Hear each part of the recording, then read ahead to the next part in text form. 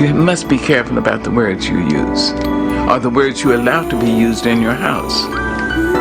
Words are things. You must be careful. Careful about calling people out of their names, using racial pejoratives and sexual pejoratives and all that ignorance. Don't do that. It's time to talk about it. Pull up a chair and take a seat. We're serving up recipes for life. With Hampton University's Dr. Richard Mason and Dr. Tamara Williams. Welcome to the Sunday Brunch. This is Dr. Tamara Williams. And this is Dr. Richard Mason. And welcome back to the table for another edition of Sunday Brunch with the good doctors. Those good doctors. Listen, and some good food and all. We are ready. Back at the table as always, and it's certainly good to be back at the table with you, my sister. How have you been? It is good to see you. I have been. I tell people, does that count? Does that count? I have been. You know, things are interesting right now in the world. Yes. Not just my individual world, but just the world in general. So I've been eyes open, ears open.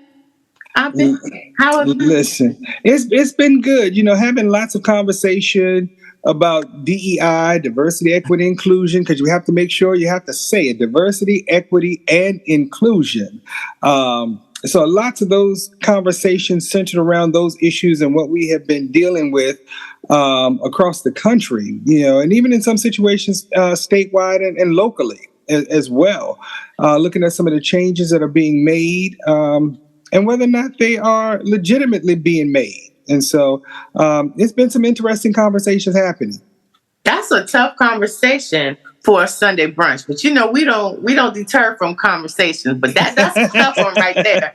You know, we have to let the people know, just in case they might want to pull over on the side of the road, or, you know, maybe stop eating right now. Because, you know, when you start talking politics, people choke. People choke. People don't swallow their food well. They don't digest things well when you start talking about those topics. And it's a necessary conversation.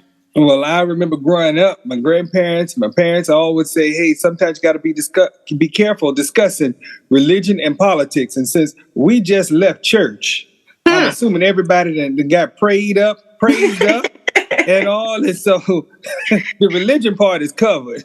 Listen, I know a lot of people right now are calling on the name of Jesus. Calling on the name of Jesus. We're living in some interesting times. And so what I am thankful for, though, bro, is that we get to control this table to some extent. You know, we get to pick these conversations, and that we don't have to hide from those difficult topics. Not any of them, because it is a topic that we can't avoid anyway. It's a part of what we're living right now. And exactly. I know this is no longer Black History Month, but we're still going to be talking about history anyhow, every single one.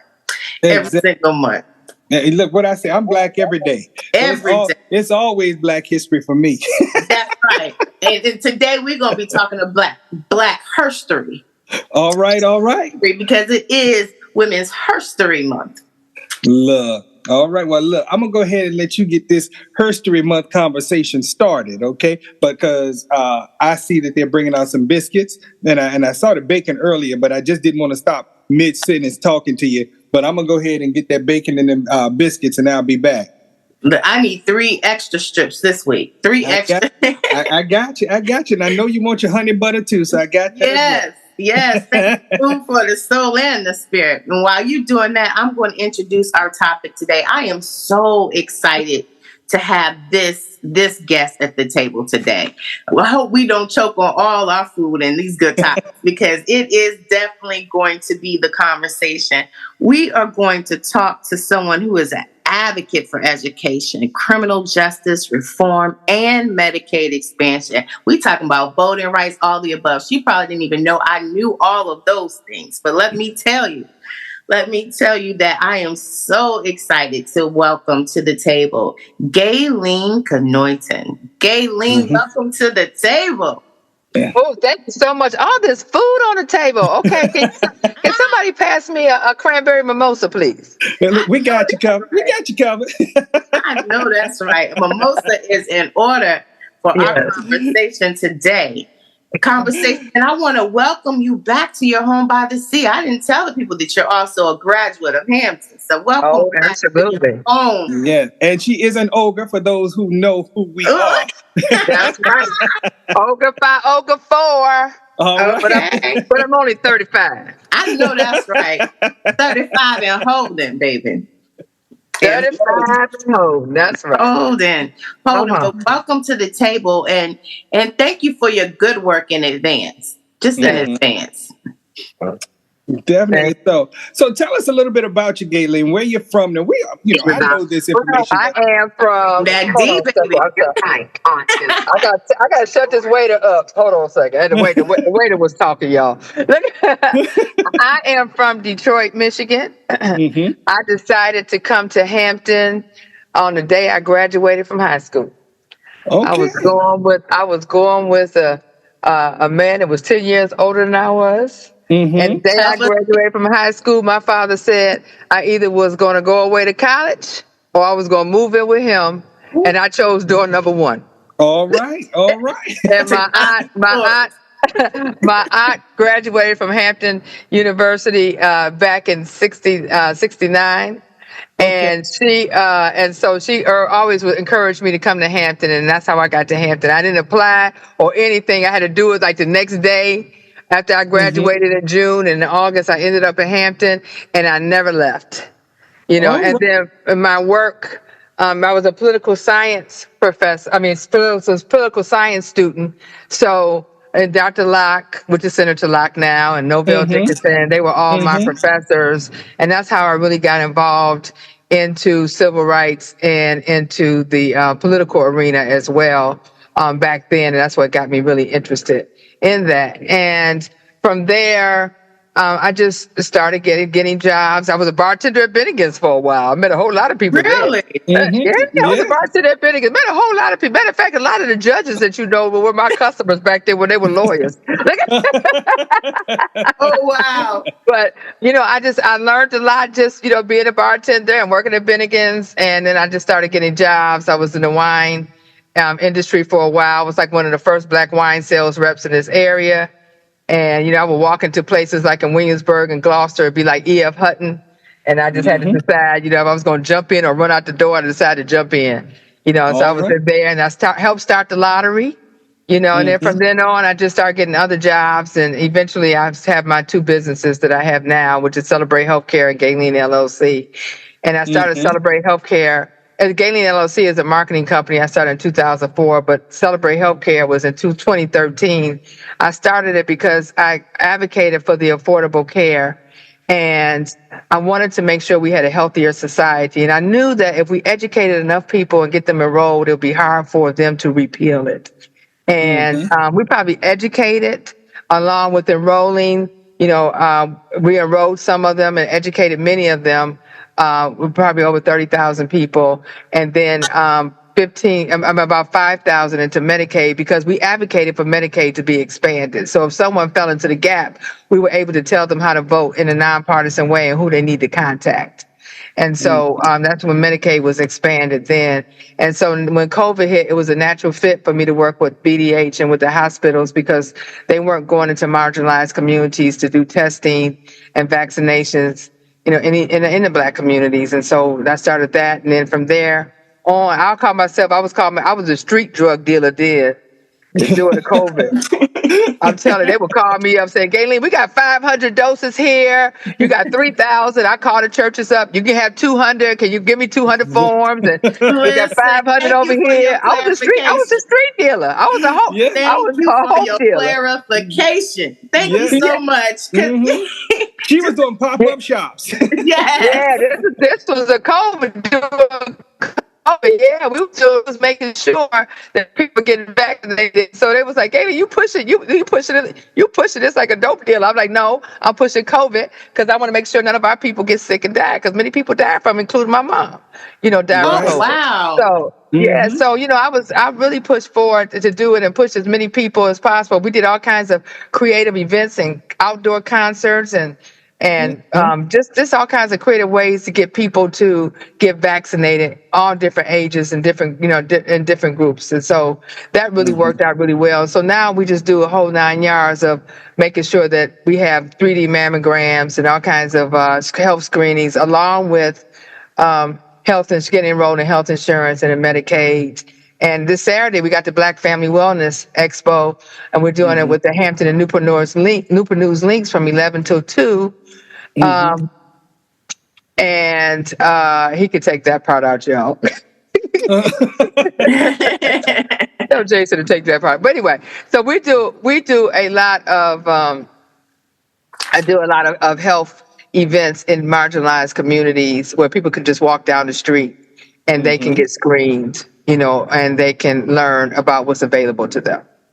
And that's important to know. A lot of times people don't know where to go get this information from and how to do that. And I know, having attended several of these events and being able to refer people to these events, the impact that it's had on people, just in terms of being able to get the necessary information about certain diseases and things. And you would think this day and age that people understand the issues with diabetes, for example. And the reality is you still have people dying unnecessarily from complications with diabetes. So I'm very thankful for what you're able to do and the information that your sessions provide for folks, that they can actually come get the information and tap into some resources, some necessary resources. So what you're doing is certainly a great work. And I know you've been recognized and, for all of the work that you're doing, the numerous awards and things of that nature. But I can honestly say what I know about you, you're not doing it for the awards or nor the recognition. It's about what's needed in this community. And so thank you, for that, for sure. That's right. I was raised that when you see a gap, just fill it. You see a gap, something needs to be done, just get it done. And that's what it's all about. When you see gaps, just fill it. Gayleen, I want to go back because you threw a wrench in the story that I was not aware of. I mean, and you hopped right over it like it was absolutely nothing, and you just kept on moving. And I see you smiling, so you know exactly what I'm talking about. Exactly what I'm talking about. And I want to stop because this is Women's History Month, and that is something that we as women tend to do. We go through quite a bit in the midst, and we still continue to show up for people in a bigger way than some people show up for ourselves. So I want to take a pause for the cause and acknowledge what you said, that here you were fighting in the streets as a street dealer for COVID, and you lost your mom. Yeah, I did. So my mother, she had dementia and Alzheimer's, but she was in a nursing home. And this is the time that we had, this was in 2020. So we was in the midst of it. And the access to a lot of resources weren't there. She was in Michigan, and I would go back and forth. And she had a stroke. Well, this is the first time she came down with COVID. She was sick, and she had a stroke. But really it was COVID. It was like a mixture of the two, but they didn't know what it was, right? And so when she came back, she kind of bounced back. She bounced back. We thought she was okay because she was like, I want something to eat. When the time my mother said she wants something to eat, she okay. But then she had a stroke and a heart attack. And then when she went to the hospital and she came back, she never bounced back. And I was there when she passed. I don't know. I wouldn't want to see anyone live like that. But I truly believe that even though she had dementia, I could take her out to the restaurant. She would have a glass of red wine. She would tell the servers how beautiful they were and everything. I mean, she was funny. I call her my Black Lucille Ball. She was aware. She was funny. She was funny, and I think that she probably would have still been here, even if we didn't have COVID. But back then it was political too, and that played an important role in it. And that just made me come back and want to even work harder to make sure that our people got vaccinated and know the importance of getting vaccinated, because our people were the ones that died. Many Black people died a lot.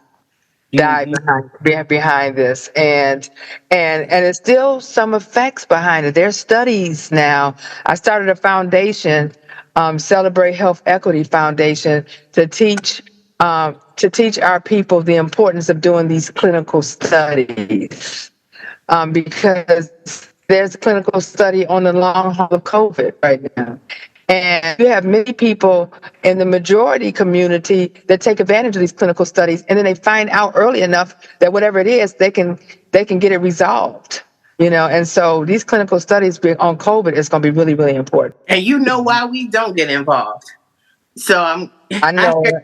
Yes, indeed. So I hear you mentioning that so that they can get the benefit of that. Absolutely. Oh yeah, and I know because of Tuskegee, and we heard we were used as guinea pigs. But I'm gonna tell you, you have women, and especially white women. And I had a director of the Massey Clinic told me, he was like, Gayleen, they come in and they take these cancer tests, and they take advantage of it. And sometimes the tests will come back, and if they have cancer, it's so small and it's it's early stage that they don't even have to have surgery because they've done the study, and when you do these studies, the tests that you get, you can't afford to pay for them. Go ahead. And your insurance is not going to cover it. And so there's a lot of different studies, sleep studies, diabetes studies, weight loss studies. I just went to the Cleveland Clinic, and I did the Alzheimer's, dementia, Parkinson, any kind of a brain disease study up there. And the tests they gave me, the MRIs, the EKG, the EOK, whatever, everything. I got all these different studies that I normally would not have been able to pay for. And I worry about, because dementia runs in my family, so I worry about dementia and Alzheimer's. And I had an MRI for over an hour on my brain. They checked my heart. They said I have no blockage. And, they check for Parkinson and everything. And it's a study that I'll be in for 16 years. And you just fly up there, you don't pay for it. And then they pay you $125 for doing it. And so, I'm a firm believer of getting involved in these studies. And if you have your family history is so important. We all need to know our family history. We don't really ask what runs in our family and what diseases run in our family until something happens to one of our family members. And we need to start asking that question about what diseases run in our family so we can add it to our family history on our medical records. Knowledge is definitely power, that's for sure. And when we know better, like we say every week, we should do better. At least we could, That's right. Having access to that information is definitely helpful. I didn't even understand as much about the study. So thank you, for sharing that. The opportunities for people to look into that as opportunity, especially if you're not able to afford those testings. Yeah. That's right. They give you these thorough tests. It's just really thorough tests that they have. And like, I'm a patient of the Cleveland Clinic, one of the top hospitals in the world, and so, and the EVMS even have them, and you have the Massey Cancer Clinic up in Richmond. They have one up there, and so there's many places where you can go and get these studies done, especially if it's something as serious running your family. And for the Cleveland Clinic, for the brain study, you have to be 50 and over. However, if you're 20 and over, and you have multiple sclerosis that run in your family, you can get in the study too. So it's Parkinson, multiple sclerosis, all of that is included, not only just dementia and Alzheimer's. And I learned a lot about Parkinson's that I didn't know before. The smell, you have to do a smell test. I had no idea your smell has something to do with Parkinson. They look behind your retina to see if you have any signs of Parkinson as well too. So the earlier that you can do these studies and helping other people realize that too. You're helping, you're helping science. And look, and this is funded by, it's philanthropically funded. It's not funded by the federal government. That was my next question. I know it was. That's why I said, let's go ahead and get it out now. He's like, let me tell you right now, because that was my question about, our state of research now and our funding and how, what are you seeing in that regard? So thank you for mentioning that. Yeah, it's not funded by the federal government at all. And it's scientists, researchers from all over the world are involved in this program. And let me just say this, there's not enough Black people, there's especially not enough Black men in their study. They need 20,000 people, and they only done 5,000 so far. And so you can go on the Cleveland Clinic brain study. You can Google it online, and you can see all the information on there. And you can find out some more information and how to register for it.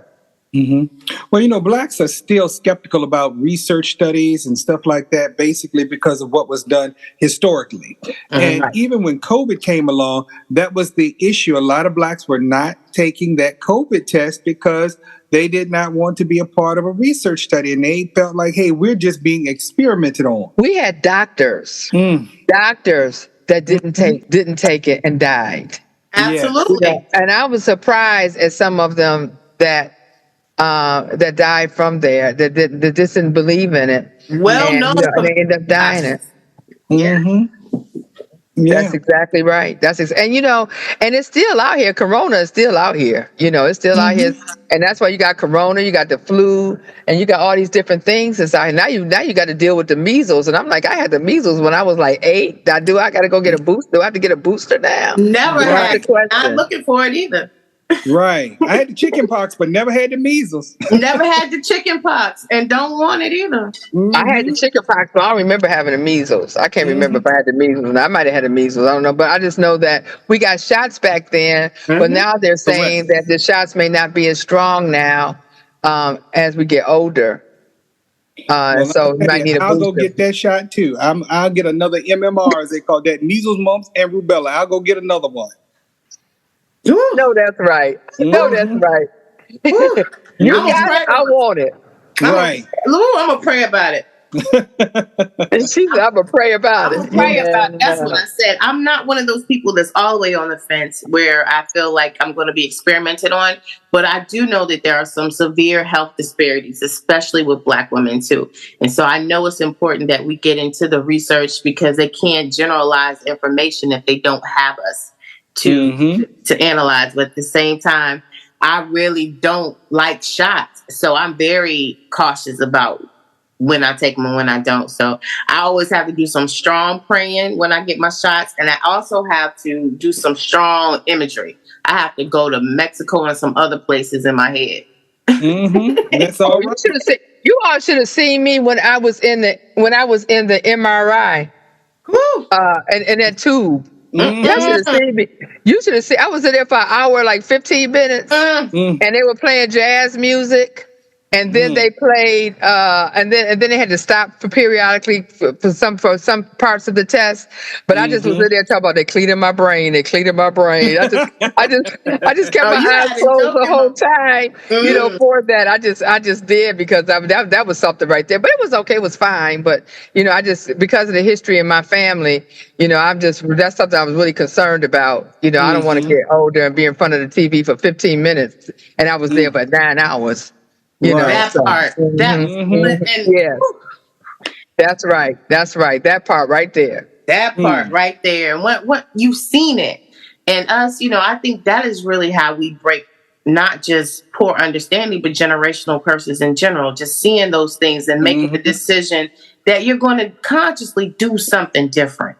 And you have to make that decision, and you can't wait until it's upon you to make that decision, especially with dementia, because you're not at that point you have the capacity to make those decisions. Oh yeah, definitely. And food is medicine, and so what you eat is very important too. So you got to watch what you eat. I look at when we was growing up and we went to McDonald's. Remember, you can get a little Happy Meal for 50 cents or something like that or whatever. But the food was different then. The fast food was different then than what it is now. So I don't even mess with fast food too much at all. But at the end of the day, food is medicine. Sleep is vital. Sleep is vital. I cannot stress that enough. And I've been working very hard to make sure that I get my sleep. Let's stay right there. Let's stay right there because a lot of people are dying from exhaustion. Like they don't understand the difference of like how sleep is really restorative and it's necessary. It is necessary. And people, as they get older, they get less sleep. So you have to, and you know, people wonder why they're having their bones aching and everything else. They're sleeping less. We don't know if your bones are aching because you can't sleep or you're sleeping less because your bones are aching. But either way, sleep is restorative. And we definitely need that in our life. Oh yeah, definitely. And people don't understand how strong, because they did a sleep study on me when I went to the Cleveland Clinic too. That was another thing. Yeah, I actually did a Facebook Live with it. I look like a mummy. I look like a mummy. She went through the catalog and just started yes, shopping. So what study is happening tomorrow? Sign me up. What about the next day? I was like, what's for the Gayleen? I was like, don't get. I was in a Facebook Live. I was like, don't be alarmed. I'm fine. I'm just doing a sleep study now. You know, so that was part of it too. Was a sleep study. You know, so that was important too. So, like I said, taking care of yourself. You know, for me. And they would say, Gayleen, what do you do? Because you're running all the time. You're here, there, and everywhere.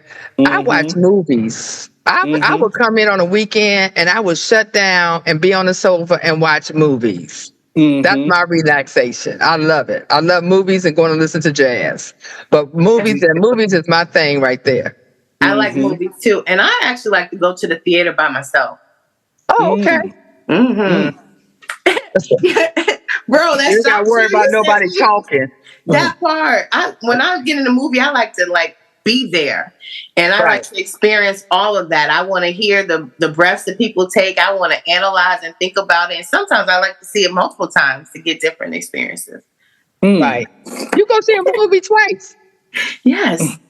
At the movies. Yes. You go to the theater and watch it twice. Yes. Okay. Yes. And don't mess around and be real good. I can get in there more than once. Like you. Listen, it's therapy for me. All right. Yeah, they do. I watch it. I'm a Netflix, Hulu, all them Peacock fan. I'm all of that. Yeah, I watch all the movies on there. So that's my thing right there. I love it. Well, whatever it takes to keep you going, that's what we need. You are certainly out in this community doing some great things. But let me ask you this. Who, since of course it is Women's History Month, who are some of your role models? Who do you look at and say, hey, listen, that's my inspiration? So first, my grandmother was my inspiration, and my mom, of course. But my grandmother was a businesswoman. She owned a grocery store. She was a realtor. She was an investor. I mean, she was like a Jamaican. She had 5 different jobs, but she owned a lot of things. And she took me to a lot of networking events. You know, the receptions and networking that we go to now. I went when I was like 7 and 8 years old. And she used to take me when people would ask me my name. I would say, my name is Gayleen Canoyton. And she was like, speak up, child. Tell them who you are.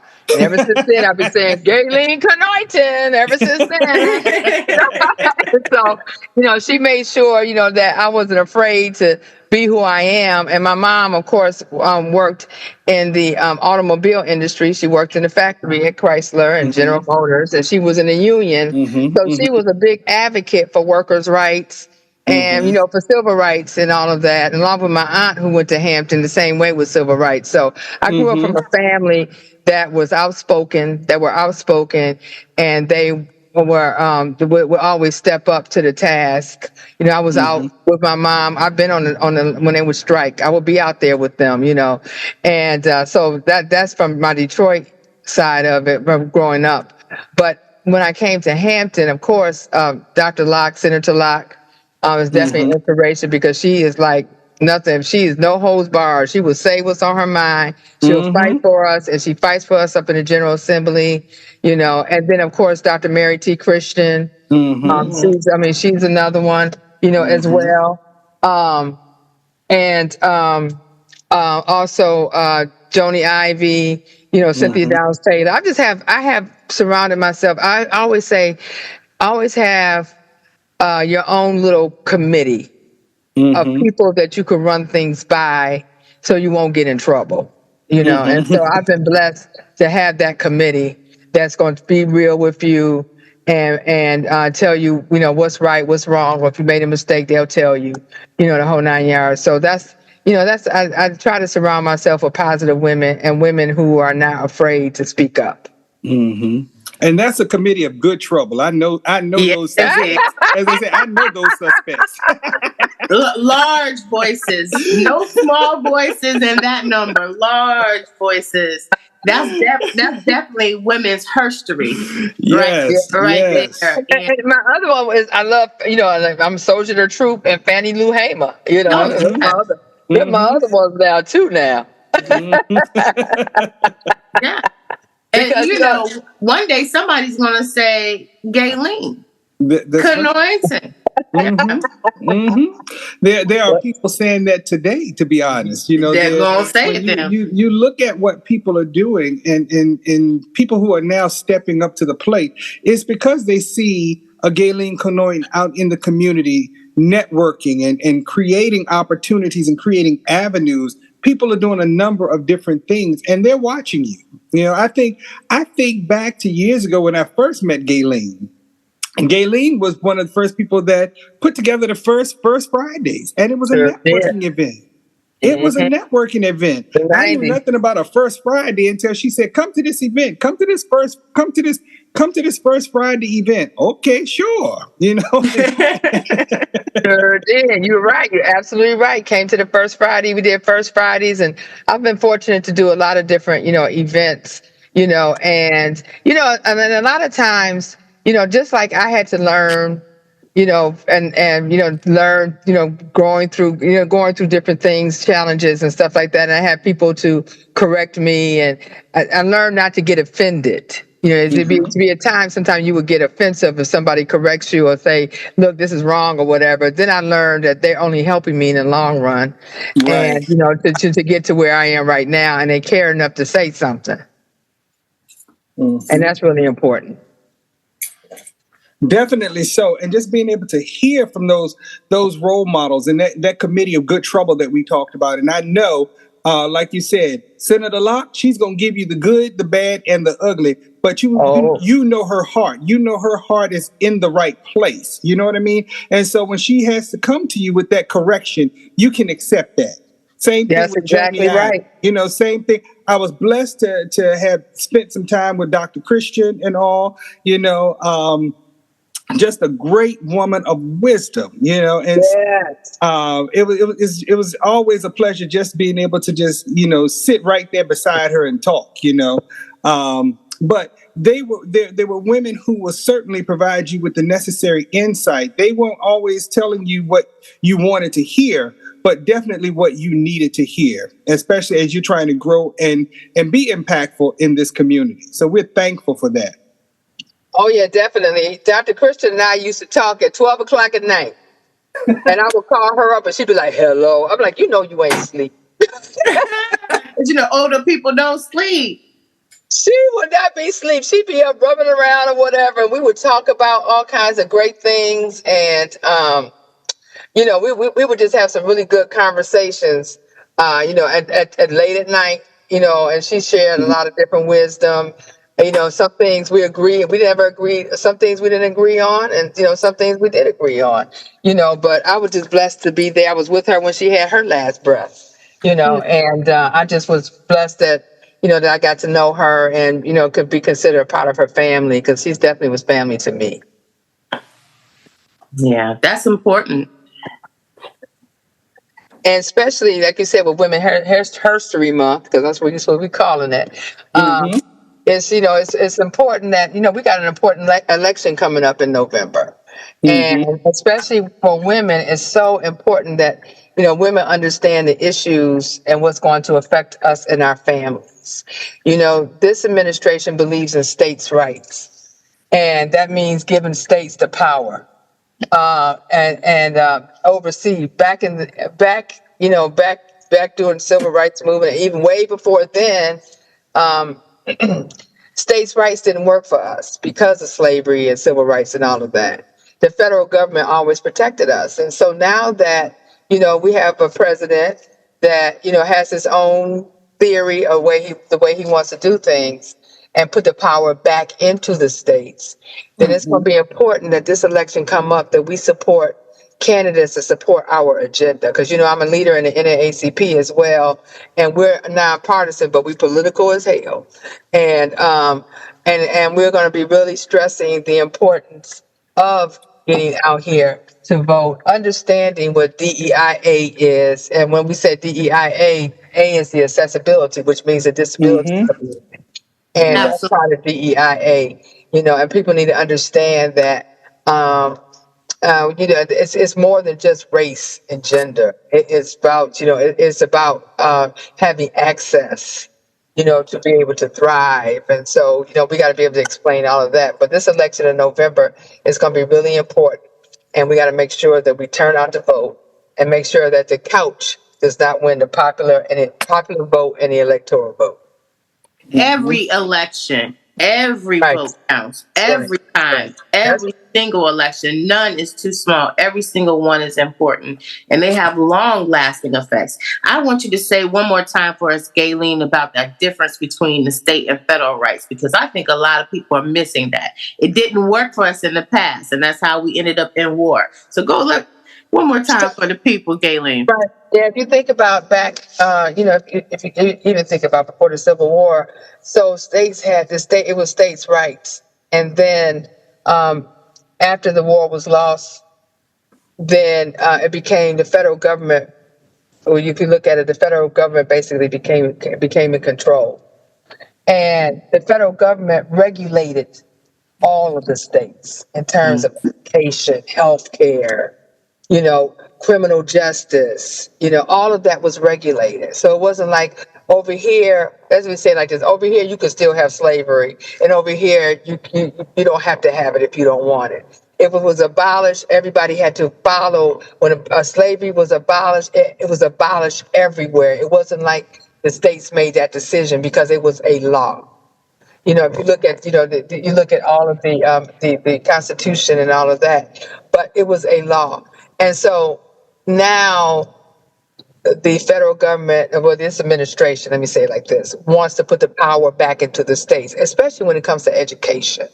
And so therefore you won't have regulation.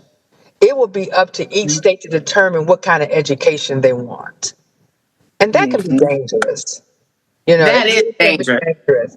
And so when you think about, we might, and here in Virginia, and we're the last progressive state in the South because we have a women's right to choose, because we have expanded voting rights, criminal justice, the list goes on.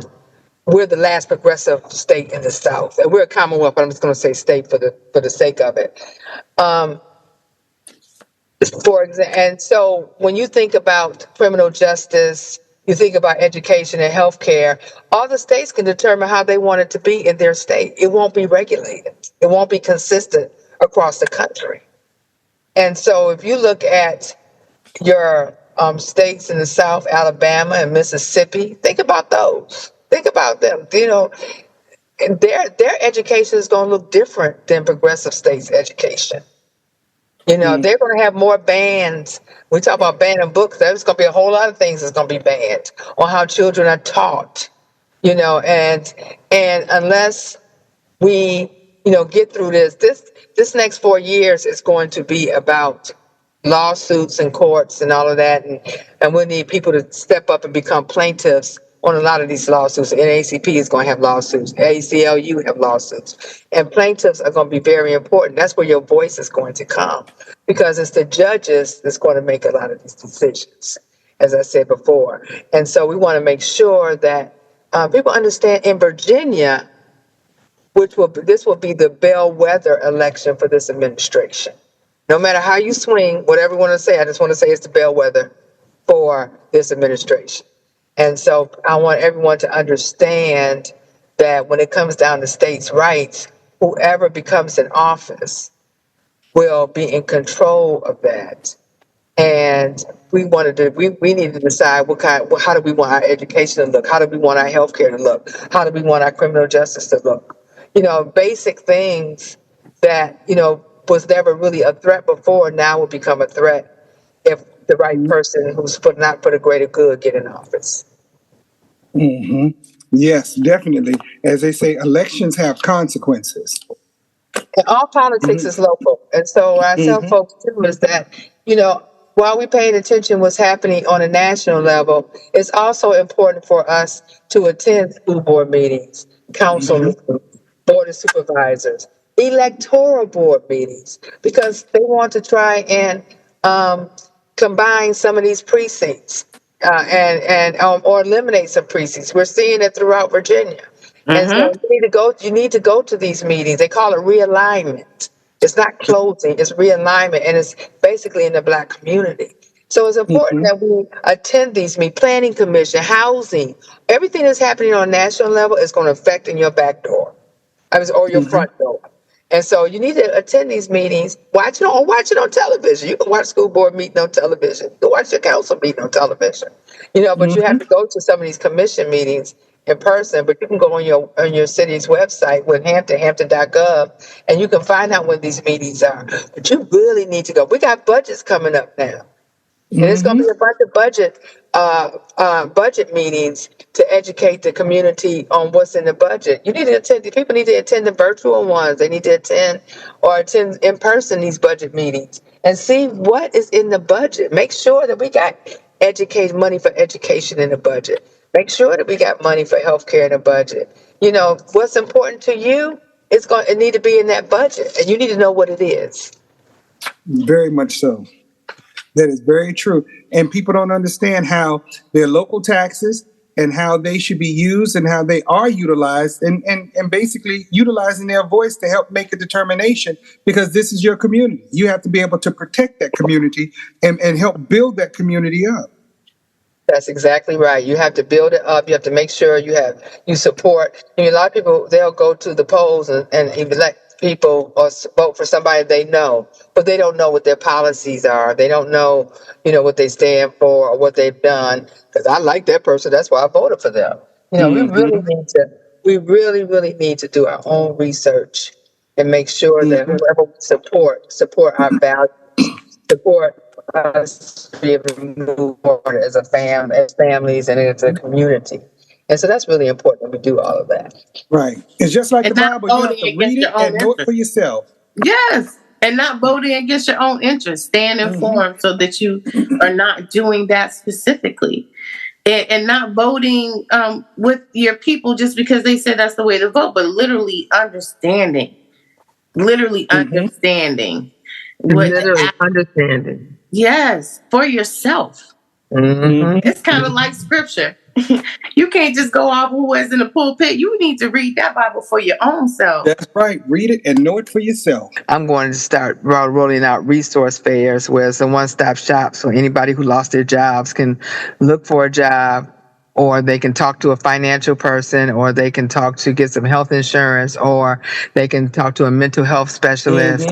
I mean, all of that's so important. I was on WTKR on Friday, and they asked me why is the health insurance is so important, especially when you lose your job. I said, because that includes mental health resources. Exactly. So, and people are stressed, and they're mentally imbalanced, and they need assistance. And that's covered under your health insurance. And that's another reason why it's important that when you lose your job in the first 30 days, you need to call Virginia Employment Commission, see what's available to you. And then you need to find out what health insurance is available to you. And then get you a mental health specialist, or a counselor or something like that. Get that, and then most importantly, call all your creditors up, call your mortgage lender up, call your landlord up, and tell them, look, I had lost my job. Just want you to know. I may not be able to pay all of it. What can you do to help me? Do that within the first 30 days. I'm gonna create a checklist. That's right. Give them heads up. This is about to go down. I'm gonna tell you right now. That's right. Have your checklist ready. Don't just have it ready. Just have it roll on. I just know that when one door closes, another door gonna open. And this is temporary. Yeah, and that is some sound advice for folks. You never really think about it, but that does make a lot of sense. And even I'm thinking about the insurance piece, because guess what? People may have pre-existing conditions. And when you find another job, when you sign on to the next company's health insurance, that your pre-existing conditions will affect how you are able to become insured under the new plan with your new company. So you need to make sure you have some things in place, whether it's going through the network to get some insurance in between time, getting Medicaid and things like that or whatever, some type of healthcare plan while you're in between jobs so that you remain covered. Yeah, and it's really important so that you remain, because your health. If you don't have good health, you can't do anything. You can't do anything if you don't have good health. That's just the bottom line. And so, Very true. early detection of any disease is good, and so that's why you want to be able to all of your your physical, your mammogram, all of that preventative care is included in your insurance, and you don't pay anything. And so that's why it's so important that if you lose your job or have any kind of life change, make your list. If you got to call VEC, check out what health insurance is available. You can go to celebratehealthcare.net. We have navigators that can help you. And then you got the United Way, you got the Urban League. You have a lot of resources that are out here to help you. But most importantly, whatever bills you have, call them up. Let them know. Yeah. Call them up. Let them know. Don't wait till they send you a late notice looking for you to pay them. Let them know ahead of time. They might could put you on a payment plan, right, to help you. What you can afford to do, but don't wait till the last minute till you all stressed out and everything like that. Don't do that. Plan ahead, and then start your own business if you can. Right, because there's some resources out there that may be able to help you, some foundations and stuff like that. I just found that out in terms of foundations that are out there to pay some healthcare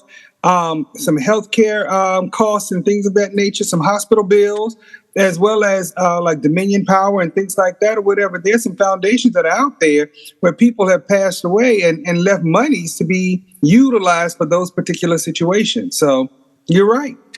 That's right. It's there. And then, like I said, and then whatever your dream is, use this as part of your dream. You can start an LLC. It only costs less than $100 to start one.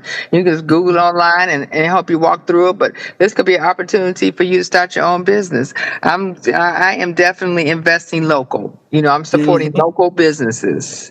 I'm all about local now. I'm a Costco-holic though. I'm going to go to Costco and Costco. That's not Walmart or Target. Food Lion kept DEI. I'm going to them. I'm a Costco-holic. BJ's kept DEI too, so I'm going to them too.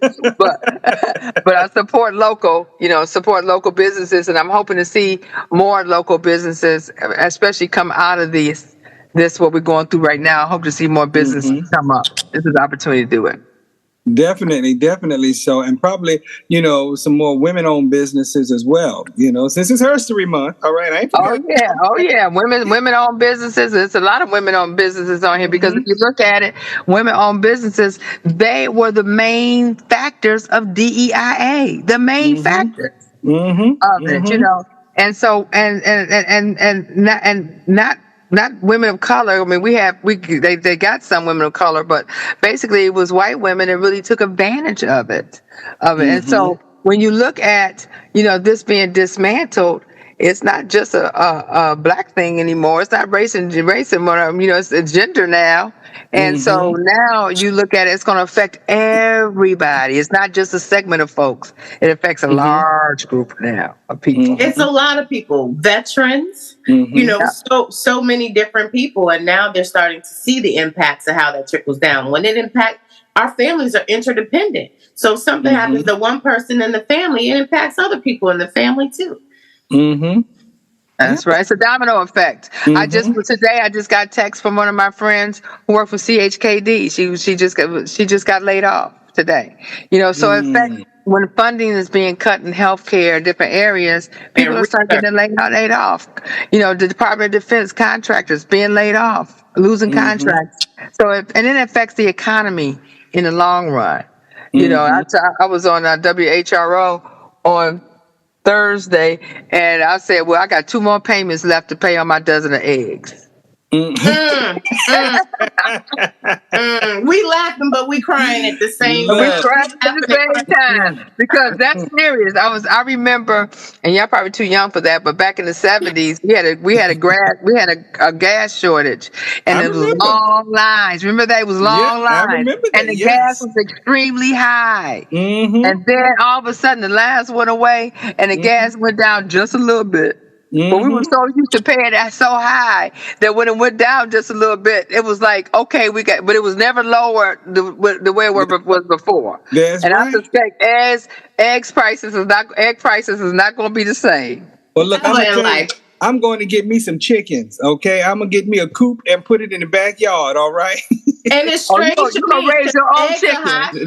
That's right. Eggs are high, but chicken is the same price. I'm not understanding. We all gonna be vegans in the long run when this is all said and done. They said when you go from the vine, they said to the ground to the water. Exactly. We're gonna be out there fishing. We're gonna be fishing, catching our own fish and all that stuff. Go back to the nomadic days. There you go. Look, we probably gonna live longer because our food will be healthier, right? Look, right from the sea. That's right. I'm not even go in our backyards and go in our garden. I ain't even trying to speak that because I'm telling you, I don't want to clean up fish. What are you talking about? I'll catch it, but I don't want to clean it. So, see, that's a business. Somebody can start that business. There it is. That's your fish. We clean it. All right.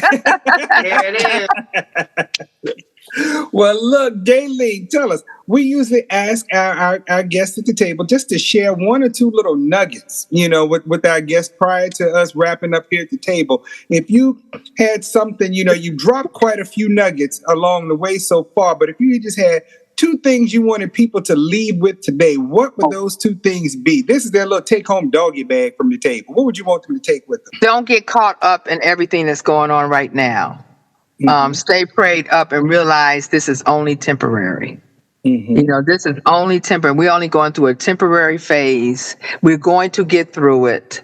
We are strong people. And so don't get caught up. But number one is take care of yourself. You have to take care of your health, drink your water, eat properly, don't stress, and when you get up in the morning, take some time for yourself, whether it's 30 minutes or 45 minutes to meditate, read your Bible. I read my Bible and I write down what I want to get accomplished every day. Every day I write it down. That kind of keeps me centered. All right. Well, thank you so much, Gayleen, and our listening audience for joining us for the most delicious hour on radio. I tell you, it's been a time right here at the table. I am Dr. Richard Mason. I am Dr. Tamara Williams. And join us next week right back here at WHOV Smooth 88.1. The essence of HU. Keep your fork. Someday we'll be able to measure the power of words. I think they are things. I think they get on the walls. They get in your wallpaper. They get in your rugs, in your upholstery, in your clothes, and finally into you. Thank you for joining us at the table. Tune in next Sunday at 1 p.m. for more delicious topical recipes for life on the Sunday Brunch. On Smooth 88.1 WHOV.